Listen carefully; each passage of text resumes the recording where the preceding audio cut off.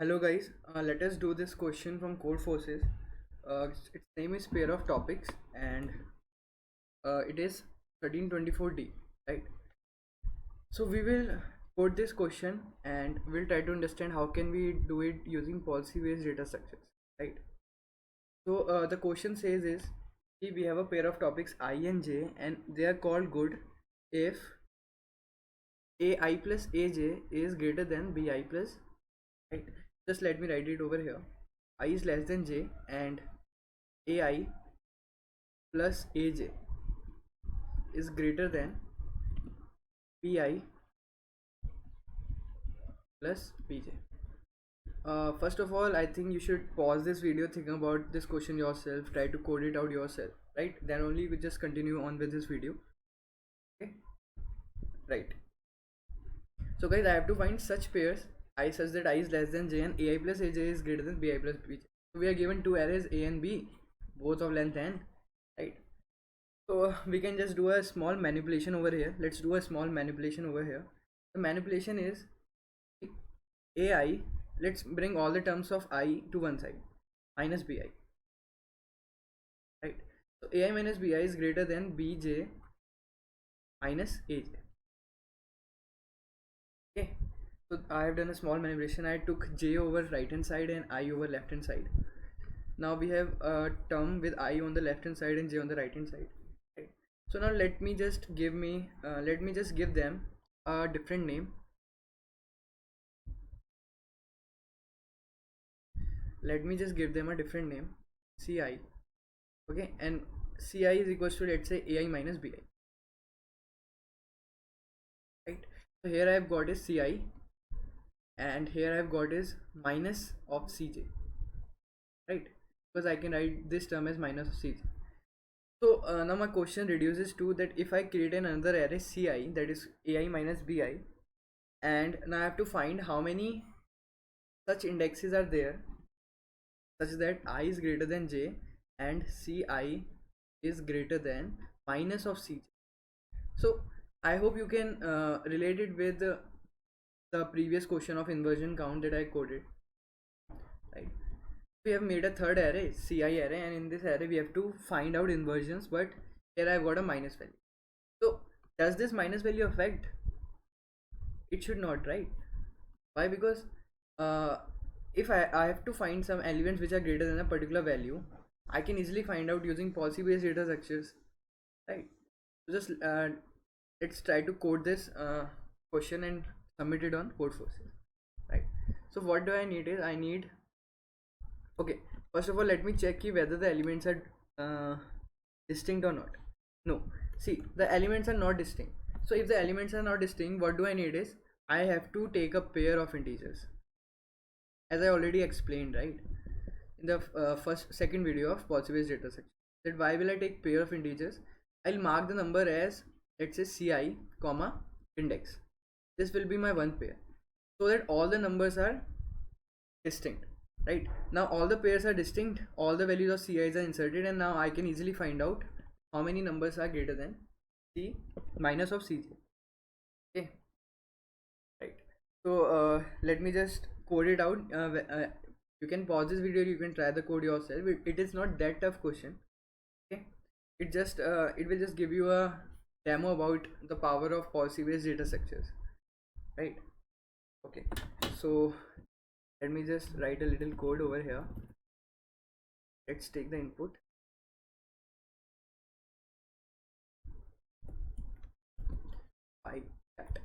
So we have array A over here. Let's input an array B over here, right? Just make this array, right? Now let's try to make another array, C array, that I already defined. This array will be equal to how much? It will be equal to AI minus B, right?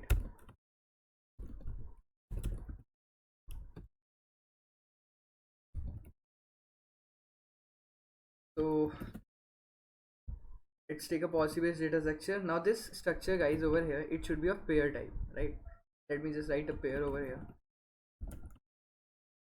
Why pair? Because elements can be repetitive and we want all the elements to be distinct. So I'll just take them as a pair of index, right? Okay, now let me just try to make you understand the functionality over here, what we'll do in the given loop, right? So in inversions count, what did I did? Let me just rename it to, because not inversion count, right? So inversion count, in what did I did that I have to find the number of greater elements. What did I did? I subtracted the size of the container from the number of elements that are strictly smaller than the current element, right? So how to find the number of elements that are strictly smaller than the current element, and when I am taking the number as pairs, right? That's very important to understand. See, when I'll considering the numbers to be pairs, then how can I find out how many elements are strictly smaller than a current element, right? Okay, so guys, basically what I'll do over here is, see, let's say I have pairs 1 0, I'm just indexing them, 1 1 2 2, and let's say 5 3, right? 6 and 5. Now I have to find out that how many elements are strictly greater than 1.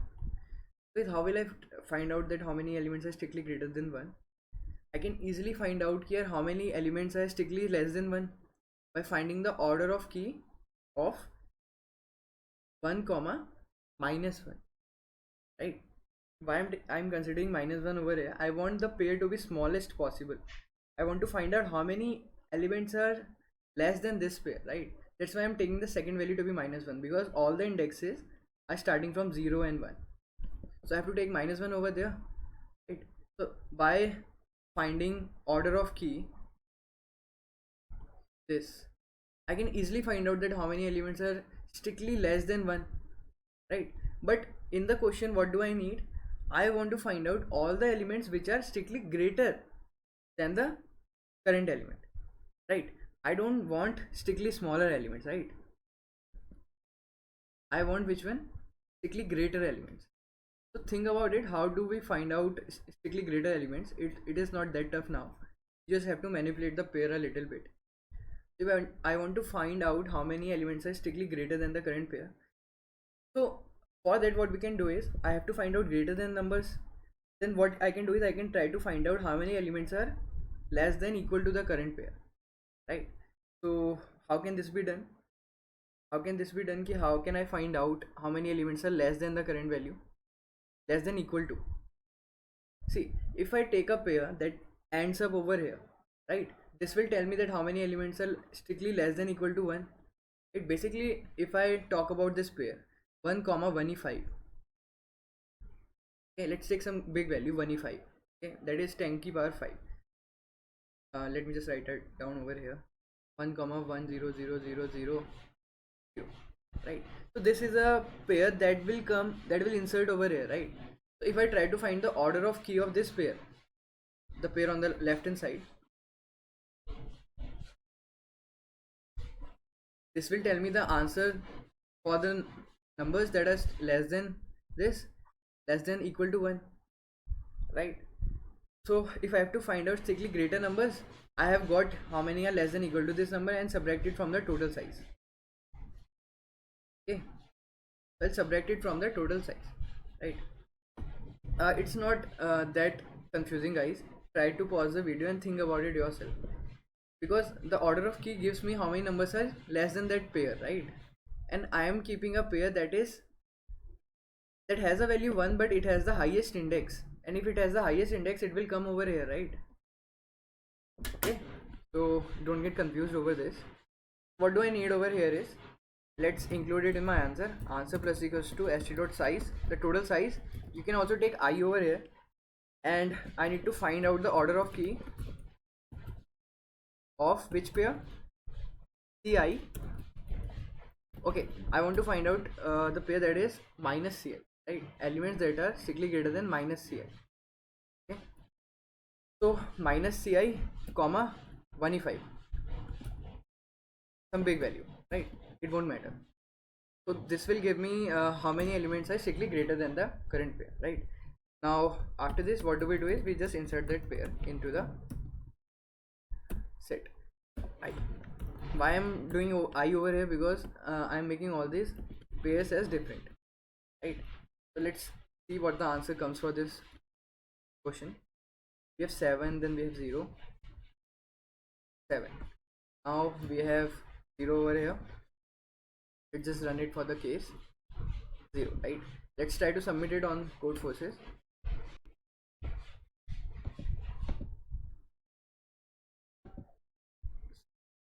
Where are the files? Stop. Right. Name of the file is new.cv.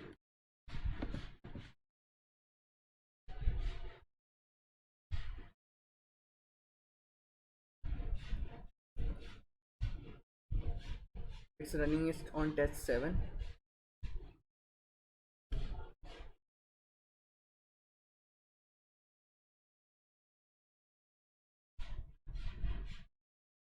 Come on.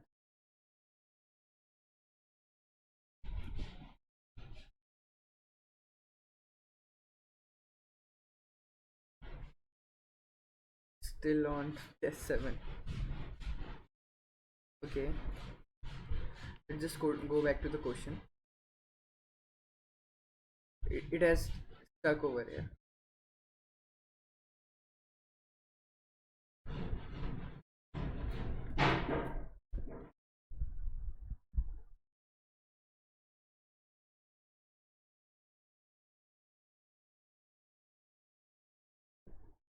Okay, so we got a wrong answer. Let's see if you want realistically test your size minus of key minus.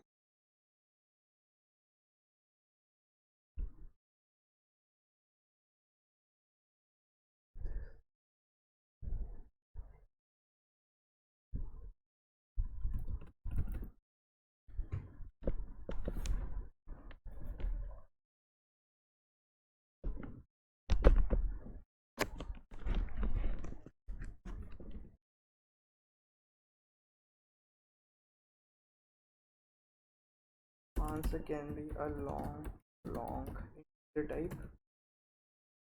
Let's try to submit it now. Let's see.